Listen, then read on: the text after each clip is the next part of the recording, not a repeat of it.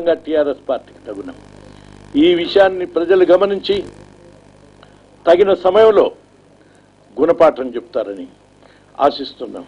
అందుకని ఈ పరిస్థితి కొనసాగేదానికి ఒక్క మాటలో వినాశకాలే విపరీత బుద్ధి, ఒకరిని ఒకరు రెచ్చగొట్టి లేకుంటే ఆశ పెట్టి లేక భ్రమ పెట్టి పార్టీలని ఆ విధంగా చేయటం సబబు కాదనేటువంటి విషయాన్ని అర్థం చేసుకొని దీనికి కట్టుదిట్టమైనటువంటి తగిన చట్టం చేయడానికి ప్రయత్నం చేయాలని చెప్పి నేను విజ్ఞప్తి చేస్తున్నాను.